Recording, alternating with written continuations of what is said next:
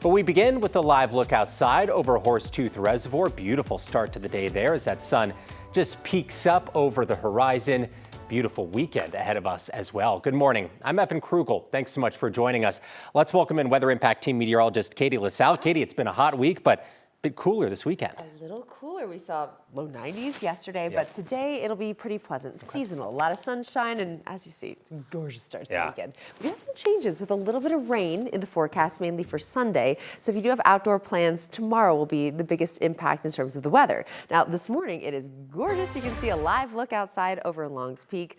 Mostly clear skies. We will stay dry, sunny, mid to upper 50s currently stepping out the door, so a very mild morning. Now we will be seeing gusty winds at times, but your weather headlines for today, not as hot, mostly sunny, breezy, a high of around 80 degrees. Showers in the forecast widely scattered for tomorrow. Not everywhere will see rain, but our next best chance for picking up some much needed moisture ahead of a big warm up into next week. So temperatures stepping out, we're in the upper 30s in Breckenridge and Leadville, so not quite as cold as this time yesterday, mainly 50s across the Front Range and Eastern Plains.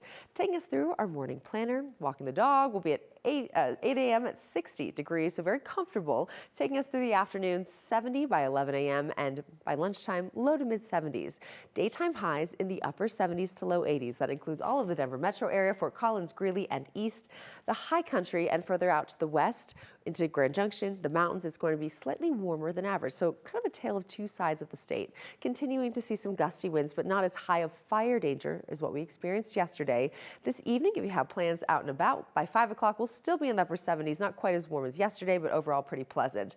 Winds up to about 20 miles per hour at times. We are watching for tomorrow. We'll talk more about our next best chance for seeing a little bit of rain, particularly over southern Colorado for Sunday in just a few. All right, Katie. Broncos linebacker Jonathan Cooper was arrested again Thursday night. It's the second time this week. On June 4th, he and his girlfriend were both charged with criminal mischief after court documents show an argument turned physical.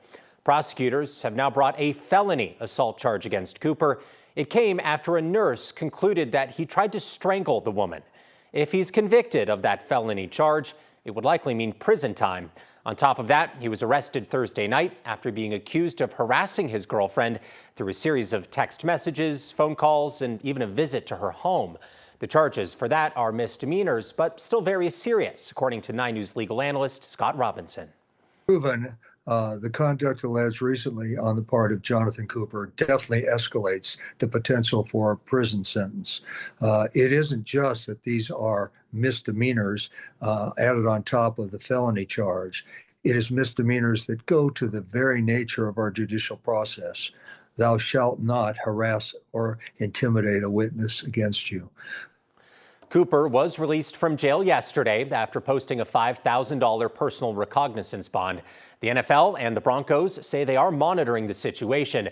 Besides his criminal charges, Cooper also faces discipline in the form of game suspensions with loss of pay. Denver's mayor has said that the city's surveillance cameras in the streets deter crime.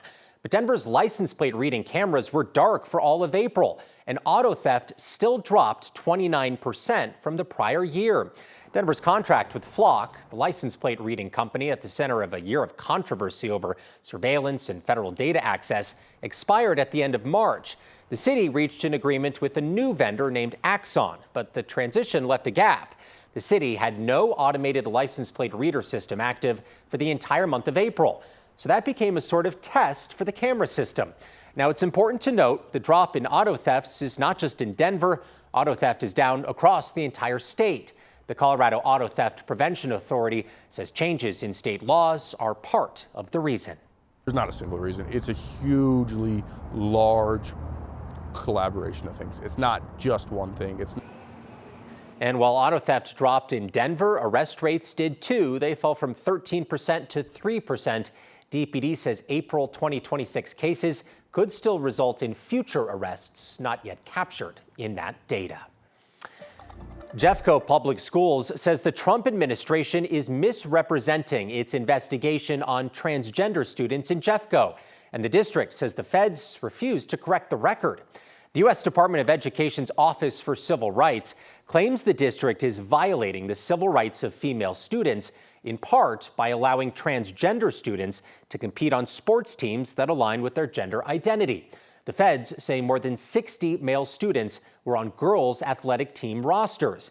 But the district says the rosters it provided do not show any male athletes at all. It says some teams do have male managers, trainers, or mascots, but again, no athletes. The district says it's repeatedly asked the feds to publicly address the error, but so far they've refused. The district says it's still hoping for continued dialogue with the Office for Civil Rights, but the feds have said they're at an impasse and are threatening to pull federal funding. Firefighters are getting a better handle on a fire northeast of Aspen. This is the Spring Creek fire. It started on Tuesday in Eagle County near the line with Pitkin County. It's just over 20 acres. It's now 40% contained. That's up from 20% just yesterday morning. Some mandatory evacuation orders remain in place. The Bear Fire northeast of Trinidad is now fully contained. It started Wednesday and prompted some evacuations. Those have since been lifted.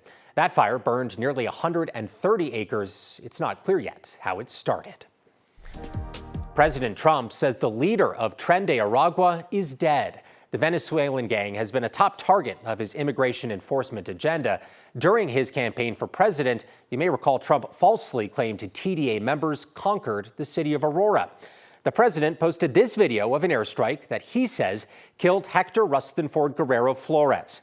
He says the U.S. military killed him in cooperation with the Venezuelan government. He did not say where or when it happened. In December, the U.S. Attorney's Office for the Southern District of New York charged the man with, quote, ordering, directing, and facilitating acts of terrorism within the U.S.